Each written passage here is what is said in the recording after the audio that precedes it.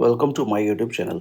ये आपका चैप्टर 2 है, पीपल एज ए रिसोर्स। इसके पहले अगर आपने पहला वीडियो नहीं देखा है तो गो थ्रू दैट। और ये चैप्टर ख़त्म करते ही आपके जो है फर्स्ट टर्म के चैप्टर ख़त्म हो जाएंगे। तो सबसे पहले समझते हैं कि ये पीपल एज ए रिसोर्स में what is resource, why people called as a resource. तो ये लोगों को रिसोर्स क्यों कहा गया है and what we understand by the term when we are using the word human as a resource. So anything that can satisfy our needs is a resource. So human is also satisfying their needs, and as a human being we are also satisfying others needs.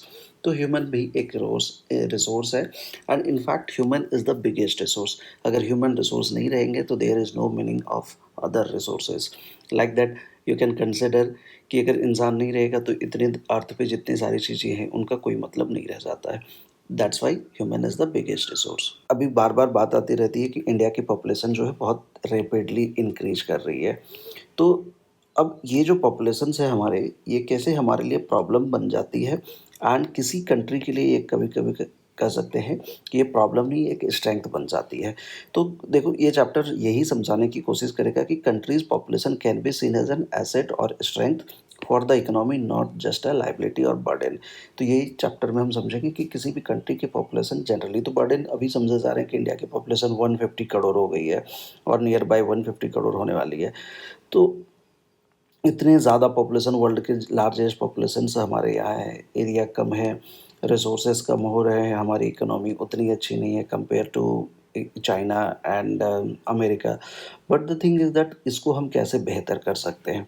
तो देखो, when we invest in people by giving them education, training and medical care, the population becomes human capital. तो what is the difference between human resource and human capital. देखो, human resource क्या हो गया, इसको आप ऐसे समझो कि when we are talking about human resource it means only the quantity.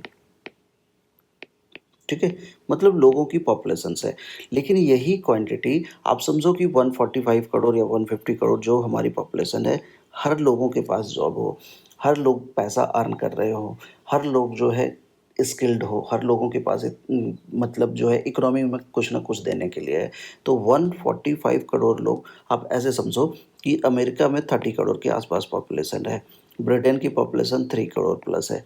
तो ये पॉपुलेशन, यही अमेरिका को यही 30 करोड़ लोगों ने बनाया, ब्रिटेन को यही 3 करोड़ लोगों ने बनाया, हालांकि हमसे लूट के लेके गए वो अलग बात है। बट ये 3 करोड़ लोग अभी जो है पॉपुलेशन वही लोगों ने उनको कंट्रीब्यूट कर रहे हैं ना। तो थिंक कि ये 3 करोड़ लोग जितने कंट्रीब्यूट कर रहे हैं, सो 145 करोड़ तो कितने ज़्यादा मल्टीपल करेंगे, या 30 करोड़ लोग जो कर रहे हैं ये 145 करोड़ कहीं ज़्यादा करेंगे। तो ओबियस है कि हमारी डेवलपमेंट ज़्यादा हो सकती है रेदर देन ये जो कम पॉपुलेशन वाले कंट्री है। But the thing is that we have to invest in people. हमारे लोगों को स्किल बनाना होगा, और ये स्किल कैसे बनेगा? Through education, training, medical care. और जब ये एक रिसोर्स के पास ये सारी चीज़ें पहुंच जाती है तो then it is called as human capital. तो what is the difference between human resource and human capital? कि ह्यूमन कैपिटल वो होता है जिसके पास एजुकेशन है, ट्रेनिंग है, मेडिकल केयर फैसिलिटीज़ है, और ह्यूमन रिसोर्स सिर्फ क्वांटिटी है, whereas human capital is quality. ठीक है, तो और बात सिंपल में कहेंगे कि ह्यूमन रिसोर्स का मतलब हो गया skill, knowledge and ability that people have which help them to work productively and contribute in the economy, जो मैंने बताया। सिंपल से अभी हम लोगों ने बात किया कि people as resource refers to countries working population with productive skill and abilities. तो ये मतलब किसी भी कंट्री में ये कोशिश यही रहती है कि कैसे ज़्यादा से ज़्यादा लोग गुड्स एंड सर्विस में अपना कंट्रीब्यूशन कर सके। जैसे land, water and minerals, the population is a resource called human resource. तो इसके हम लोगों ने बात कर लिया है पहले ही। जनरली क्या होता है, लोग देखते हैं कि बड़ी सी पॉपुलेशन है तो इसका मतलब है उनको ज़्यादा खाना चाहिए, ज़्यादा एजुकेशन की ज़रूरत है, ज़्यादा हेल्थ केयर की ज़रूरत है। बट इससे हमें पहले भी बात किया कि इसका एक पॉजिटिव साइड है कि जब इनको प्रॉपर एजुकेशन मिलेगा, ट्रेनिंग मिलेगा, हेल्थ केयर मिलेगा, तो ये इकोनॉमी में ज़्यादा कंट्रीब्यूट करेंगे। तो इसको क्या कहते हैं, ये जो प्रोसेस है that is called human capital formation. ठीक है, तो जो कि कंट्री की प्रोडक्टिविटी को बढ़ाएगा, और ज़्यादा मशीन्स होंगे, ज़्यादा फैक्ट्रीज होगी। देखो, अब सिंपल से समझो कि 145 करोड़ एग्जांपल ले लो कि हमारी कंट्री की भी पॉपुलेशन है। तो 145 करोड़ में एक बेसिक सी चीज़ की बात करें तो फूड, शेल्टर एंड क्लोथ आते हैं। तो चलो, क्लोथ्स की बात करते हैं, तो 145 करोड़ लोग हैं, तो इसका मतलब ज़्यादा फैक्ट्री की ज़रूरत पड़ेगी, और ज़्यादा फैक्ट्री की ज़रूरत पड़ेगी मतलब ज़्यादा एम्प्लॉयमेंट क्रिएट होगा, और ज़्यादा एम्प्लॉयमेंट क्रिएट होगा मतलब लोगों के पास पैसे ज़्यादा जाएँगे। तो रेदर देन स्मॉल कंट्रीज़ हमारे पास स्ट्रेंथ ज़्यादा हो सकती है। नेक्स्ट है इन्वेस्टमेंट इन ह्यूमन कैपिटल, पहले ही बात कर चुके हैं हम लोग। तो यहाँ पे क्या है कि investing in education, training and medical care is called investment in human capital, और ये कैसे रिटर्न देता है? Just like investing in machine और फैक्ट्रीज, जितना ज़्यादा है। अब सिंपल से समझो कि एक इस कंट्री की जो पॉपुलेशन है सपोज 1 लाख है, छोटी सी कंट्री है, इसकी पॉपुलेशन 1 लाख है। गवर्नमेंट ने 1 लाख में से सबको तो डॉक्टर नहीं बनाएंगे, एग्जाम्पल मैं ले रहा हूँ यहाँ पे, मान के चलो कि 10,000 लोग डॉक्टर बने। ये बहुत ज़्यादा है बट फिर भी समझो कि 1 लाख में 10,000 लोग डॉक्टर बने, तो यहाँ पे क्या हो गया कि ये 10,000 डॉक्टर इकोनॉमी में कंट्रीब्यूट कर रहे हैं, चूँकि पॉपुलेशन 1 लाख ही थी। अगर ये आप 1 करोड़ की अगर बात कर लो सेम, तो 1 करोड़ में कितने डॉक्टर बनेंगे? सब मुश्किल से हो सकते हैं कि 20,000 या 30,000, चलो 30,000 लोग डॉक्टर बन गए। और हमारे यहाँ क्या है 145 करोड़, अगर डॉक्टर बने सपोज़, इसमें से 145 करोड़ लोग हैं, तो क्या है, हेल्थ जैसी चीज़ें सबको ज़रूरत है, तो कम से कम हमारे यहाँ 1 लाख डॉक्टर या इससे भी ज़्यादा ज़रूरत पड़ेंगे, हो सकते हैं 1 करोड़ डॉक्टर की ज़रूरत पड़े, तो 1 करोड़ डॉक्टर भी कम पड़ेंगे हमारे यहाँ, तो 1 करोड़ डॉक्टर इकोनॉमी में कंट्रीब्यूट कर रहे हैं। तो आप समझो कि क्या कितनी ज़्यादा जो है ह्यूमन कैपिटल की जो है चेंज कर सकता है इकोनॉमी को, अगर उतने रहेंगे तब। ऐसा नहीं है कि हम मान लिए और इकोनॉमी बेहतर हो गई। हम यही चीज़ यहाँ पे है कि educated and better trained people have higher productivity leading to higher incomes, और healthier people are also more productive adding more value to economy. तो the most important is that you need to be healthy. अगर आप बीमार रहोगे, आप देख सकते हो कि गवर्नमेंट जो है हॉस्पिटल खोलती है, क्यों खोलती है? So that people can be healthy. लोग बीमार जब होंगे तो क्या होगा, इकोनॉमी के लिए एक प्रॉब्लम क्रिएट करेंगे। तो देखो, हम सिर्फ एज अ कंट्री हम नहीं कहेंगे कि हम सिर्फ रोड बनाएंगे, बिल्डिंग बनाएंगे या स्कूल्स कॉलेजेस बना देते हैं और बच्चों की उसमें इम्पोर्टेंट ही नहीं देते हैं। तो लैंड या मशीन्स हमने सपोज़ हम गवर्नमेंट ने किया कि हम जो है ज़्यादा से ज़्यादा पैसा आर्म्स खरीद के रखेंगे ताकि हमारे नेबरिंग कंट्री से हमें कोई अटैक नहीं कर पाए। हम एजुकेशन पे ध्यान नहीं देंगे। ये ज़्यादा इम्पोर्टेंट नहीं है, हमें ज़्यादा इम्पोर्टेंट है ह्यूमन कैपिटल को बढ़ाना, क्योंकि if human capital will not be there, there is no use of land and machines. इसीलिए आप कुछ स्टेट्स की अगर हम इस चैप्टर में बात करेंगे आगे भी, तो कुछ स्टेट देख सकते हो कि they are more wealthy though they are having lack of resources like as Kerala. Kerala एक ऐसा स्टेट है ना, इस चैप्टर में भी आगे बात करने हैं बट मैं आपको समझाने के लिए यहाँ पे बता दे रहा हूँ कि केरला एक ऐसा स्टेट है जहाँ पे natural resources rather than other states कम है। या कंट्री की भी एक बात कर लेंगे, जापान। बट इन्होंने क्या किया कि इसका रोना नहीं रोए कि हमारे पास कोयला नहीं है, हमारे पास आयरन नहीं है, हमारे पास और भी मिनरल नहीं है। व्हाट दे हैव डन, इन्होंने ह्यूमन रिसोर्स को बेहतर किया। तो दुनिया में सबसे ज़्यादा जो कह सकते हो कि किसी स्टेट या इंडिया में सबसे ज़्यादा किसी स्टेट से अगर नर्स जा रहे हैं तो केरला से जा रहे हैं। How it is possible? क्योंकि केरला में नर्सेज़ की ट्रेनिंग ज़्यादा कराई जा रही है, तो नर्सेज़ जो हैं दे आर अवेलेबल। और वो केरला एक स्टेट है जहाँ पे वो कम पड़ जा रहे होंगे, वो मतलब उनके नंबर से ज़्यादा हो जा रहे हैं, तो ये एम्प्लॉयमेंट के लिए दूसरे स्टेट जा रहे हैं। तो द थिंग इज़ दैट, और उस स्टेट में वहाँ के जो लोग हैं वो कम है। तो द थिंग इज़ दैट जब किसी स्टेट में जब लोगों को ज़्यादा ट्रेनिंग होगी, दे विल बी वाइडली अवेलेबल और उस स्टेट की इकोनॉमी को बेहतर करेंगे। Next, land and capital can not be productive on their own without human effort. तो आप समझ सकते हो कि जब तक इंसानों के एफर्ट नहीं लगेंगे कोई मतलब नहीं बनता है। इंडिया में क्या है कि large population was seen as a burden but it can become an asset. ये समझा जाता है कि इंडिया की पॉपुलेशन एक बर्डन है, बट अभी जो है इसको बेहतर किया जा सकता है। कैसे? इस पे हम लोगों ने बात कर चुके हैं। अब देखो यहाँ पे 2 केस स्टडीज़ है। पहले केस स्टडीज़ की बात करते हैं हम लोग, जो कि शकल की है, और इसको आप ज़रूर पढ़ना खुद से भी, बट मैं आपको समझा दे रहा हूँ कि ये केस स्टडी क्या है कि 2 फ्रेंड्स हैं, विलास एंड शकल, एक ही गांव में रहते हैं जो कि है सेमापुर। शकल जो है 12 साल का एक लड़का है, उसकी माँ शीला है जो कि घर का काम धाम देखती है। उसके फादर जो है बूटा चौधरी एक एग्रीकल्चर फील्ड में काम करते हैं। Sakal helped his mother in domestic कॉट्स। तो शकल अपने माँ के काम में हाथ बटाता है और अपने छोटे भाई का भी देखभाल करता है जो कि जीतू है, और उसकी बहन है एक सीतू। उसके अंकल श्याम है, जो कि 10th के एग्ज़ाम पास कर चुके हैं, लेकिन कोई घर पे मतलब जॉब नहीं है। Buta and Sheela were eager to teach Sakal. तो अब बूटा और शीला जो है वो चाहते हैं कि वो अपने बच्चे को पढ़ाएँ, और उन्होंने क्या किया कि उसको फ़ोर्स किया कि इस गाँव के जो स्कूल है वहाँ पे जाए, और उसने पढ़ाई स्टार्ट की, और पढ़ाई स्टार्ट करने के बाद उसने अपने 10th के एग्ज़ाम पास कर लिए। उसके बाद उसके फ़ादर ने फ़ोर्स किया होगा या समझाया होगा कि भैया आगे पढ़ो लिखो, पढ़ने से हमारी कंडीशन चेंज हो सकती है। और उसके बाद जो है उसके फ़ादर ने उसको वोकेशनल कोर्स कराया कंप्यूटर पे। शकल जो है लड़का, उसको पढ़ने में मज़ा आने लगा, वो अच्छा स्टूडेंट रहा और कोर्स कंप्लीट किया, और एक प्राइवेट फर्म में किसी कंपनी में उसको जॉब लगी। उसने जो है कुछ नए टाइप के सॉफ्टवेयर बनाए, और ये सॉफ्टवेयर से क्या हुआ कि कंपनी की जो है सेल बढ़ गई। उसके बॉस को उसकी वैल्यू समझ में आई और उसको प्रमोशन मिल गया। तो the thing is that you can understand कि एक बच्चा जो गरीब था, बट वो गरीब नहीं रहा। कैसे? क्योंकि उसने हेल्प लिया, that you can say that education, और you can say that skill. So by these things एक ह्यूमन बर्डन रहता। जैसे उसके अंकल घर में बैठे थे 10th में पास करने के बाद, ये बच्चे ने क्या किया, या इसके पेरेंट्स ने क्या किया, उसको आगे के एजुकेशन के लिए भेजा, and the result is that ये लड़का फैमिली को सस्टेन करने में हेल्प कर रहा था। तो एक फिर से शॉर्ट समरी इस केस स्टडीज़ की बात कर लेते हैं कि शकल जो है 12 साल का लड़का है, ये सेमापुर विलेज में रहता है, अपनी माँ के काम में हाथ बटाता है, और पेरेंट्स ने इसको सपोर्ट किया एजुकेशन से।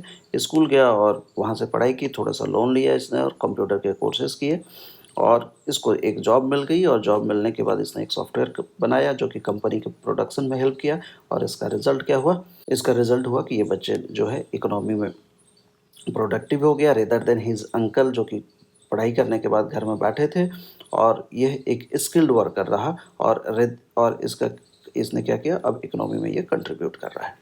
अब दूसरे बच्चे की कहानी देखते हैं जो कि विलास है। विलास एक 11 साल का लड़का है, उसी गांव में रहता है जहाँ पे शकल है, सॉरी थे।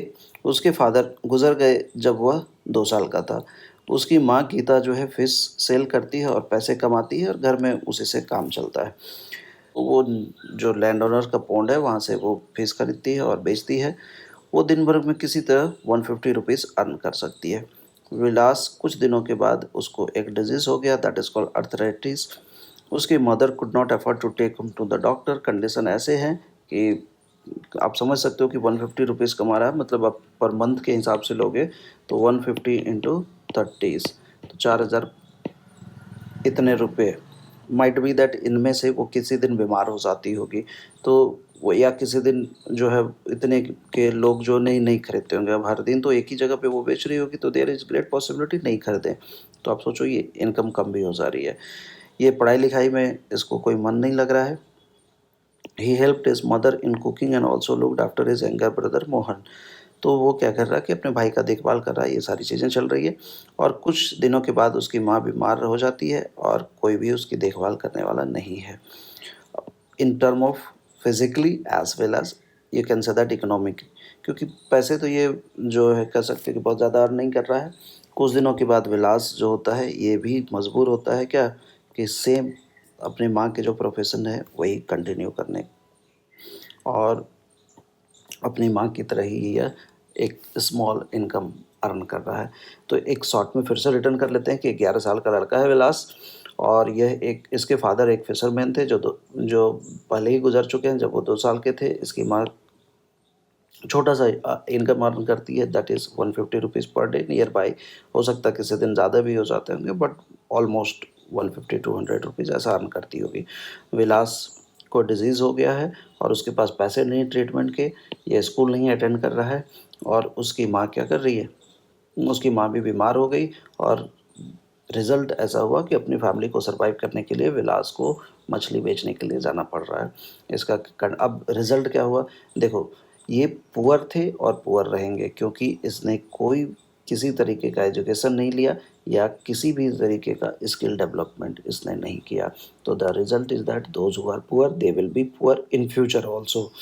अब ये 2 केस स्टडीज़ को कंपेयर करते हैं, टॉपिक वाइज़ समझते हैं इसको कि ये किस तरह से और बेहतर किया जा सकता था, या दोनों में क्या हो रहा है। अब देखो शकल वर्सेस विलास की जब बात कर रहे हैं, तो एजुकेशन एंड हेल्थ, शकल क्या किया गया, स्कूल गया और उसने कंप्यूटर की चीज़ें सीखी।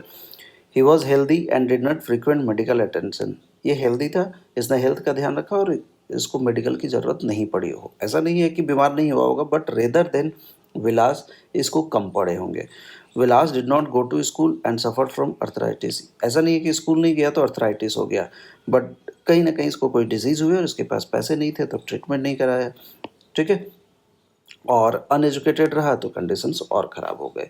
In terms of employment and income, शकल को एक जॉब मिल गई, जबकि विलास अपना ट्रेडिशनल जो जॉब चल रहा था उसी को कंटिन्यू कर रहा है। तो जो एम्प्लॉयमेंट होगी, ओबियस है कि उसके फादर, विलास के जो फादर है, उससे बेहतर कंडीशंस होंगे and in future in terms of money वो अपनी फैमिली को बेहतर कंट्रीब्यूट करेगा रेदर देन विलास। ये इस पे हम लोगों ने बात कर लिया कि प्रोडक्टिविटी एंड इकोनॉमी, सकल एजुकेशन ने इम्प्रूव किया, जो कि इकोनॉमिक ग्रोथ टोटल ओवरऑल की अगर बात करें तो बेहतर की इसने किया।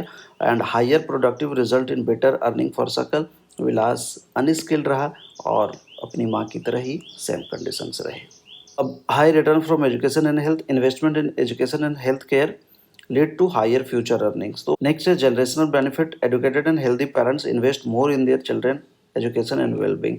जनरली ऐसा होता है कि जो पेरेंट्स एजुकेटेड हैं या हेल्दी हैं वो अपने बच्चों को भी पढ़ाना चाहते हैं, ऐसा नहीं है, बट 100% ऐसा नहीं हो सकता। कुछ जो पेरेंट नहीं भी हैं वो एजुकेशन की जिसने वैल्यू समझ ली, दे वांट कि वो नहीं पढ़े बट अपने बच्चों को पढ़ाएंगे, और इससे क्या होता है कि एक डेवलपमेंट या इम्प्रूवमेंट की जो है फेजेस कह सकते हो कंटिन्यू रहता है।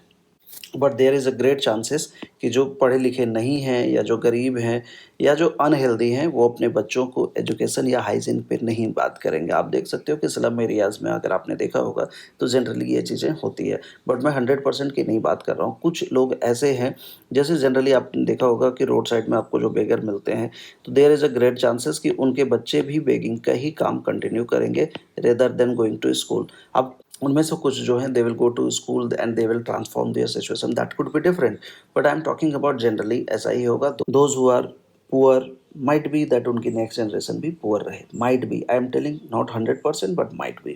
अब एक ग्लोबल एग्जांपल जैसे मैंने बात किया था, स्टेट वाइज अगर बात करें तो केरला, कंट्री वाइज की अगर बात करें तो it would be Japan. Japan में क्या है, नेचुरल रिसोर्सेज की कमी है और still Japan is among the developed countries. ठीक है, कैसे इन्होंने क्या किया, developing human resource through education and health, इन दोनों चीज़ों पे इन्वेस्ट किया, और the impact is efficient and skilled people use land and capital wise. अब लोग जो देखो स्किल्ड हैं या एफिशिएंट है, चाहे वो फार्मिंग का भी सपोज आप ट्रेनिंग हो सकता है। अब जनरली क्या है कि फार्मर्स हमारे यहाँ पे भी बहुत ज़्यादा स्किल्ड नहीं है, मतलब मैं 100% की मैं कहीं भी एग्जांपल दे रहा हूँ तो I am not talking about 100%, मैं बात कर रहा हूँ जनरली की, कि there are a large number of farmers those who are not skilled and they are not having understanding of their fertile lands और इनफर्टाइल लैंड्स। तो सपोज अगर कुछ नहीं हो रहा तो अभी बहुत सारी ऐसे प्रोडक्ट आ रहे हैं जिनकी मार्केट में बहुत डिमांड है और फार्मर उनकी यूटिलाइजेशन समझ में नहीं आ रही है। अब हम बात करते हैं economic activities by man and woman. Economic activities के पहले मतलब समझते हैं। इकोनॉमिक एक्टिविटीज़ या मार्केट एक्टिविटीज़ आप इसको कह लो। तो economic activities are those activities when we are performing and we are getting paid for that.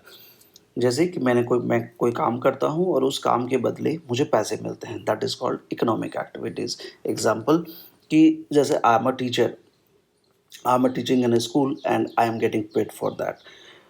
And at the same time, when I will teach my son, I am not getting paid for that. So that is non-economic activities. While I am teaching in a school and I am getting paid for that, it will be economic activities. ठीक है, तो economic activities की अगर बात करें तो ये 3 type के होते हैं या 3 सेक्टर में इसका डिवीज़न किया गया। First is primary, second is secondary, third is tertiary sector. तो प्राइमरी सेक्टर एग्जांपल इसको जो आप ऐसे समझना कि primary sector is also called as agriculture sector. यहाँ पे जो है रॉ मटेरियल के प्रोडक्शन किए जाते हैं। जैसे आप एग्जांपल देख लो, एग्रीकल्चर, फॉरेस्ट्री, फिशिंग, माइनिंग। आप बुक से अगर देख लो कि विलास फिश बेच रहा था तो fishing is example of primary sector. अगर आप डे टू डे लाइफ से चीज़ों पे समझो तो cotton fibre that we are using is example of raw cotton, और या कॉटन फाइबर आप कह सकते हो, ये प्राइमरी सेक्टर के हैं। या एक और एग्जांपल ले लो कि शुगर केन के जो प्रोडक्शन है ये रॉ मटेरियल है। ये प्राइमरी सेक्टर में है। अब सेकेंडरी सेक्टर को क्या बोला जाता है? Manufacturing sector. ठीक है। अब मैन्युफैक्चरिंग कैसे आ जाएंगे कि मैन्युफैक्चरर एंड या इंडस्ट्रियल प्रोडक्शन। इसकी एग्जांपल की आप बात करो, जैसे यहाँ कॉटन फाइबर लिया था, यहाँ पे हो जाएंगे क्लोथ्स, या आप जो शर्ट पहनते हो, shirt T shirt, these are the example of secondary sector. यहाँ पे शुगर केन लिया था, तो शुगर केन से शुगर के जो प्रोडक्शन हुई, these are called secondary sector. Next is tertiary sector. So tertiary sector is actually the bridge between primary and secondary sector. अब किसी कंट्रीज़ में ट्रेड हो रहे हैं, ट्रांसपोर्ट हो रहे हैं, कम्युनिकेशंस हो रही है, education, health, banking, tourism, insurance, so these all are tertiary sector. So tertiary sector is also called as service sector. ठीक है। तो ये हेल्प करता है एक्चुअली प्राइमरी और सेकेंडरी को। क्लास 10 में इसको डिटेल से आप पढ़ोगे।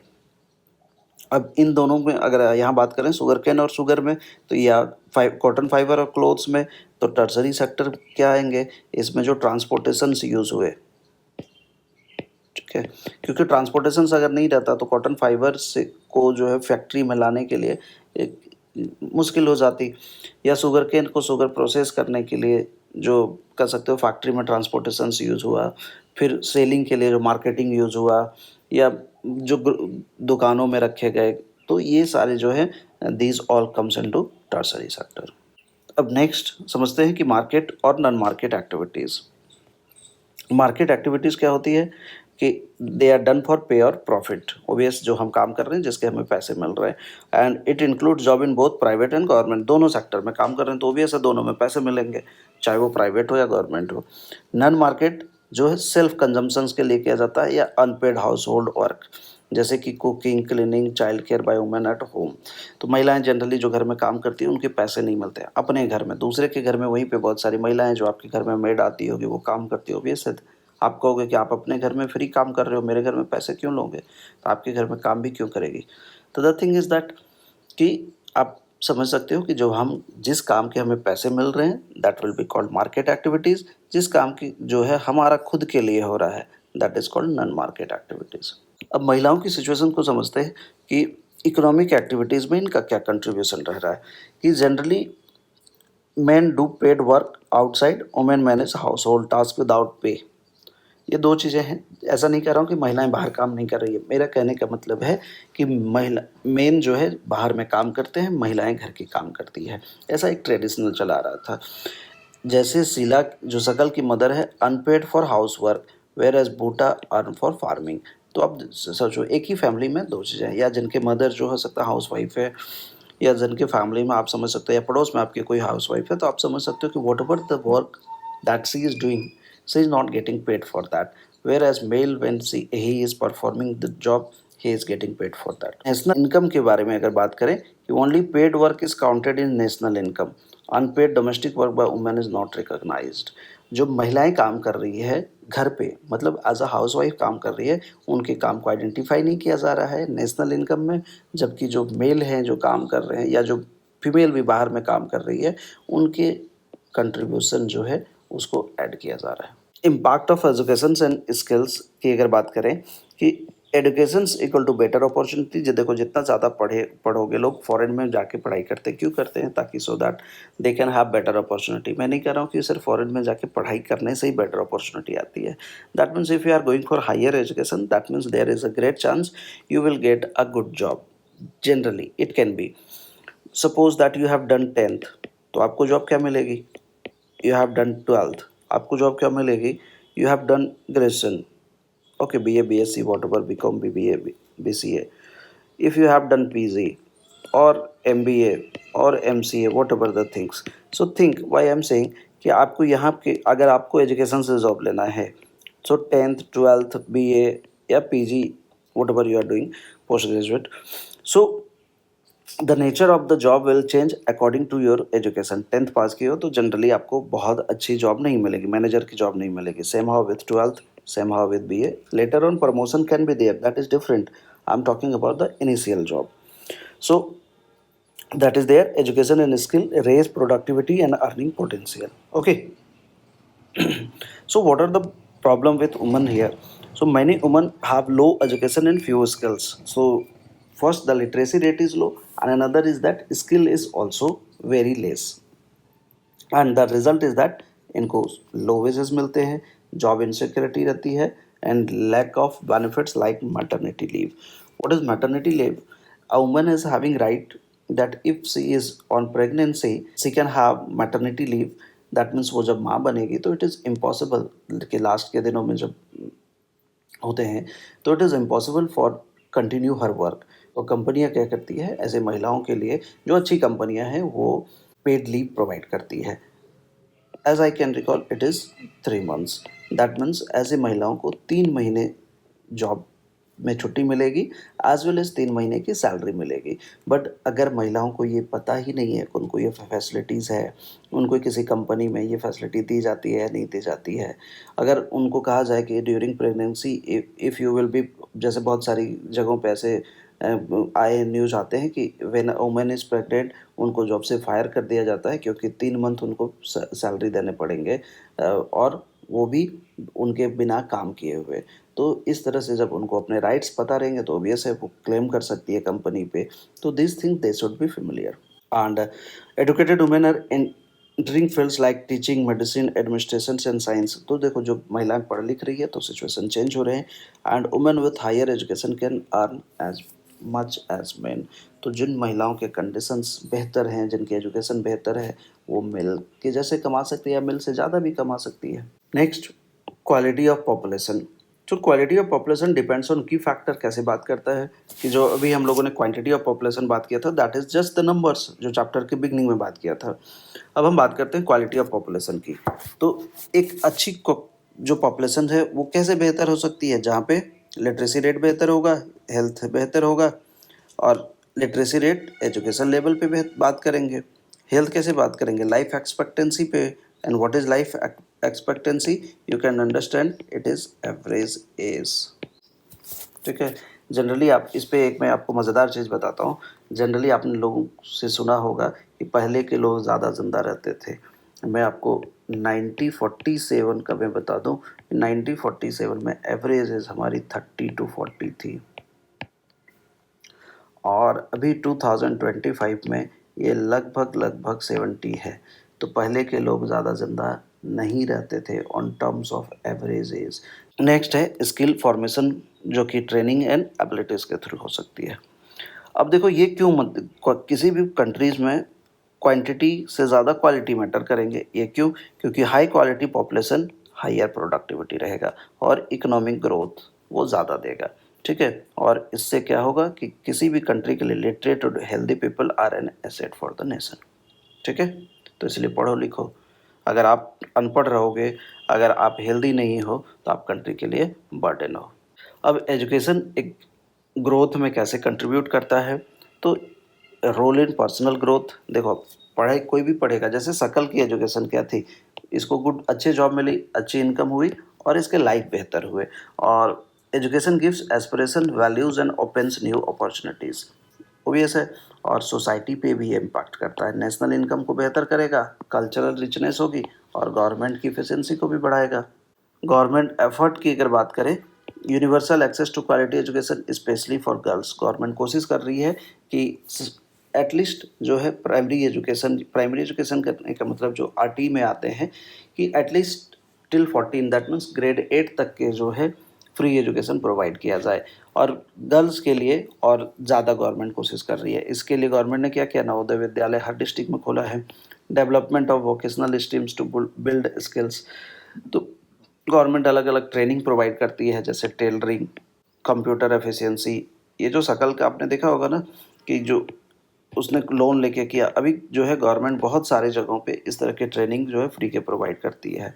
तो इसका इम्पैक्ट क्या हुआ कि लिटरेसी में हुआ बेहतर. पहले देखो 18% था और 2018 में ये लिटरेसी रेट बढ़ के 85% हो गया. तो आप समझ सकते हो कि सिर्फ 18% लोग पढ़े लिखे थे 1951 में, और अभी लिटरेसी रेट 85% हो गया. और जेंडर गैप की अगर बात करें तो male literacy is 16.1 higher than female. ये पहले की बात हो रही है. एंड अर्बन में जो 14.2 है हायर देन रूरल. केरला में 94 लिटरेसी है बिहार में 62 है, जो कि बहुत सबसे कम है। इसमें चैलेंजेस की बात करें तो poor school quality and higher drop out rate still exist. तो ये अभी भी है कि स्कूल में जो है प्राइमरी एजुकेशन में बेहतर नहीं है। गवर्नमेंट स्कूलों की अगर बात करें तो उनको गवर्नमेंट ने इतना ज़्यादा काम दे रखा है रेदर देन टीचिंग, कि वो टीचिंग पे फोकस नहीं कर पा रहे। एज गवर्नमेंट ने इनिशिएटिव लिया है जैसे Samagra Shiksha, covers pre school to class 12, focusing on inclusive and quality education पे बात किया जा रहा है। Mid day meal scheme, boost school attendance and child nutrition. यहाँ पे गवर्नमेंट कोशिश करती है कि बच्चे स्कूल आएँ। और अब हमारा एजुकेशन का पार्ट उधर खत्म हो गया, अब आते हैं हम हेल्थ पे। हेल्थ और इकोनॉमिक प्रोडक्टिविटी पहले भी बात कर चुके हैं, they are all inter related. Firms prefer healthy worker as they are more efficient and productive. अब आप समझो कि when you are healthy workers, आप किसी ऑर्गेनाइजेशन में जा रहे हो, अगर हेल्थ टेस्ट ऑर्गेनाइजेशन ले रही है तो ओबियस है दे विल हायर यू। अगर वो कर रही है यू आर, अगर when they are checking you and you are found that on severe disease या someone is having a chronical disease, तो क्या वो काम कंपनी में काम कर सकेंगे या कंपनियां उनको हायर करेगी? या सपोज आपने ही अपना फॉर्म सेटअप किया, आप किसी एक एम्प्लॉय को लोगे जो हर दूसरे दिन जो है कर सकते हो कि उसकी हेल्थ खराब हो जाती है। नेक्स्ट है ill health reduce an individual output and potential affecting form growth. तो अगर ओबियस है कि किसी कोई बीमार रहेगा तो प्रोडक्शन वो कम कर पाएगा और फॉर्म की ग्रोथ को डाउन करेगा। So good health is essential for realizing personal and organization goal. National policy में हेल्थ की क्या बात होती है? यहाँ पे India's prioritize health care, nutrition and family welfare specially for the under privilege that means poor people, और policies improve करने की कोशिश किया जा रहा है। Over 5 decades, India has built a vast healthcare infrastructure. ठीक है, health service expand in primary, secondary and tertiary sectors, both public and private.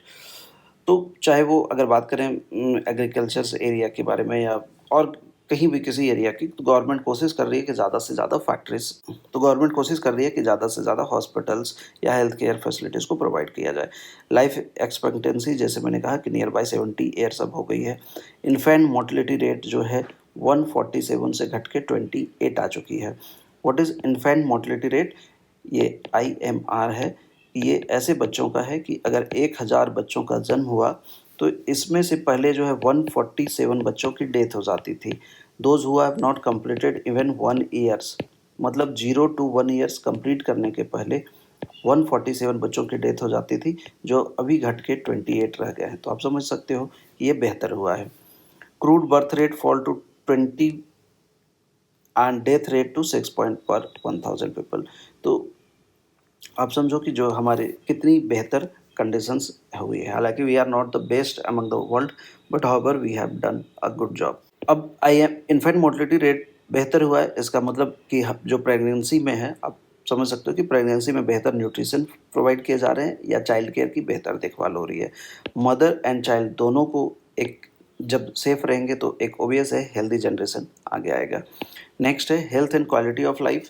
आदमी डिजीज फ्री रहेगा तो दैट मीन्स सेल्फ कॉन्फिडेंस बढ़ते हैं and improved health lead to a better quality of life and enhance the nation's growth potential. अब India की अगर बात करें तो many reasons in India like access to basic health care facilities. तो बहुत सारे पार्ट में हमारे बेसिक्स जो हेल्थ केयर फैसिलिटीज़ है वो नहीं है। इंडिया में 542 मेडिकल कॉलेज हैं, 313 डेंटल कॉलेज है। माइट भी ये नंबर बड़े होंगे, बट आप सोचो 145 करोड़ पीपल के लिए सिर्फ 542 मेडिकल कॉलेज हैं, दिस इज़ वेरी लेस। और medical education is unevenly distributed. Andhra Pradesh, Karnataka, Maharashtra have the highest concentration of medical colleges.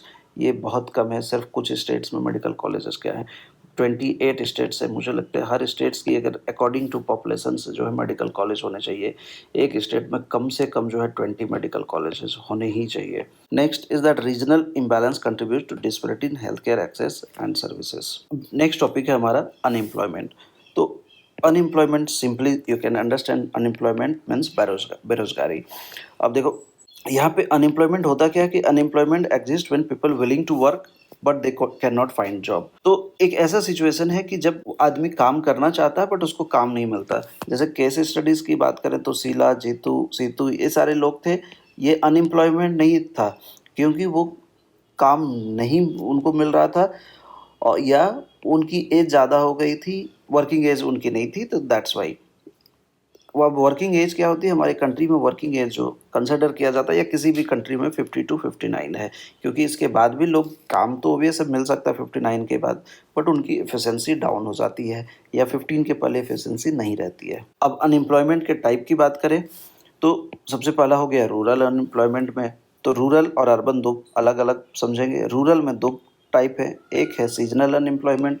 Seasonal unemployment का मतलब हो गया कि किसी एक सीज़न में उनको काम मिलता है फिर नहीं मिलता है, जैसे सोइंग हो गया हार्वेस्टिंग में, या आपके घर में आप समझ लो कि घर में वाइट वॉश कराने के लिए पूरे साल भर नहीं होते हैं, जनरली लोग दिवाली के टाइम में वाइट वॉश कराते हैं, तो उनको उस समय में जॉब मिलेगा rather than rest of time they don't have job. Next is disguised unemployment, कि disguised employment is called as hidden unemployment, कि more people are employed than necessary, extra workers add no marginal productivity. मतलब किसी organisation में 10 लोगों की ज़रूरत है और 20 लोग काम कर रहे हैं, बट ये 20 लोग क्या कर रहे हैं, जनरली ये एग्रीकल्चर में होता है, 10 लोगों की ज़रूरत है तो 20 लोग काम कर रहे हैं। अब रेस्ट 10 लोगों को हटा भी दिया जाए तो कोई प्रोडक्शन में फ़र्क नहीं पड़ रहा, ज़बरदस्ती के आप कह सकते हो कि इनको डाले गए हैं, तो ये this is called disguised unemployment. Next is urban unemployment. तो अर्बन अनएम्प्लॉयमेंट में पहला है एडुकेटेड अनएम्प्लॉयमेंट, की पढ़े लिखे लोग हैं, even graduate and post graduate struggle to find job. Reason क्या हो सकता है, रीजन हो सकता है कि इन्होंने they are having only the degree rather than they don't have skill. Next is skill mismatch. तो जो अभी हम लोगों ने बात किया, surplus in some jobs categorise coexist with shortage in others, कि suppose someone is post graduate but did not have computer literacy, तो is it possible that he can have a job in our time? So most of the chances that no, just because उसकी skill mismatch कर रहे हैं। अब unemployment का impact क्या होता है, कि ठीक है अनएम्प्लॉयड है तो इससे इम्पैक्ट क्या हो रहा है, तो सबसे पहले जो हम लोगों ने बात किया था that is human resource. Human resource के वेस्टेज हो रहे हैं, कन्वर्टिंग एसेट इनटू लाइबिलिटीज़। तो हम जो वैल्यू कर सकते थे, एक घर में सपोज 10 लोग हैं, ये 10 लोगों में से 3 लोग काम कर रहे हैं, बाकी 7 लोग जो है काम नहीं कर रहे हैं। तो अगर 10 के 10 काम कर रहे होते तो माइट बी दैट ये घर की सिचुएशन अलग होती, और सिर्फ 3 लोग काम कर रहे हैं तो घर की सिचुएशन अलग है। Next leads to hopelessness, poverty, poor health and school dropouts, ये जो भी सिचुएशन बताया। Next economic overload, increase and unemployment rely on working members, यहाँ पे होते हैं ऐसे।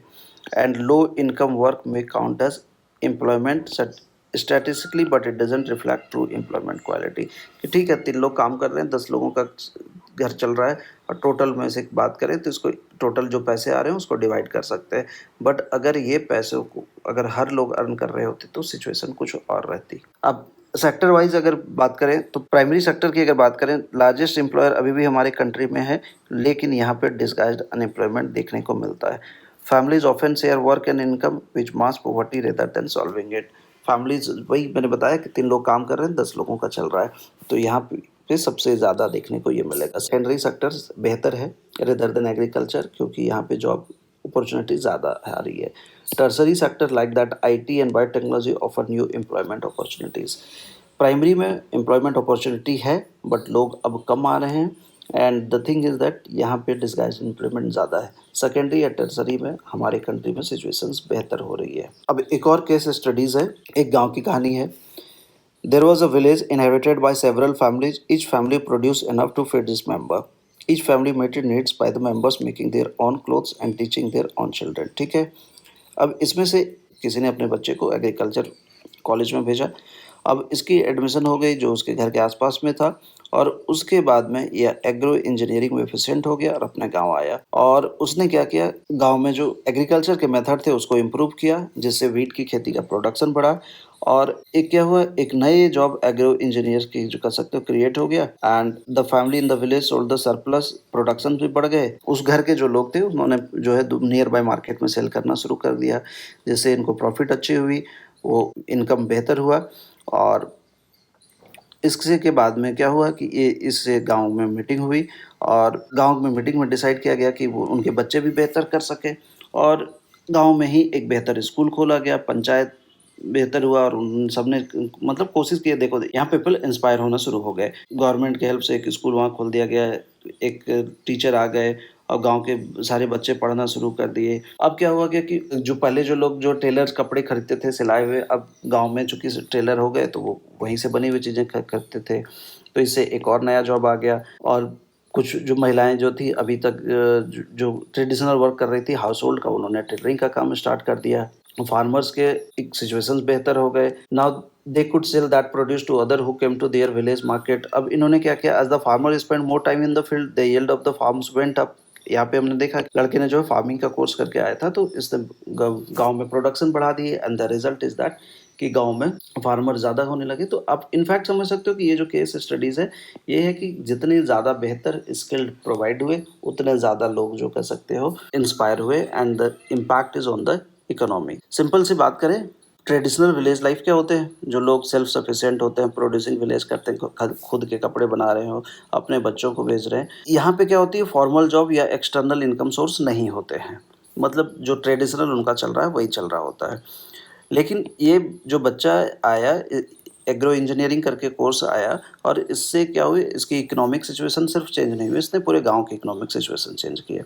अब गांव में जब इकोनॉमिक्स एक घर के फैमिली की इनकम बढ़ी तो गांव में हर लोगों ने चाहा कि उसकी फैमिली की भी बेहतर हो, तो एजुकेशन की डिमांड बढ़ी, स्किल डेवलपमेंट जैसी चीज़ें आने लगी और इकोनॉमिक ग्रोथ होने लगा। And the impact is that, ये सिखाता क्या है स्टोरी, कि कैसे एजुकेशन, स्किल डेवलपमेंट और इनोवेशन किसी भी कंट्री में एम्प्लॉयमेंट और इकोनॉमिक प्रॉस्पेरिटी को ला सकता है।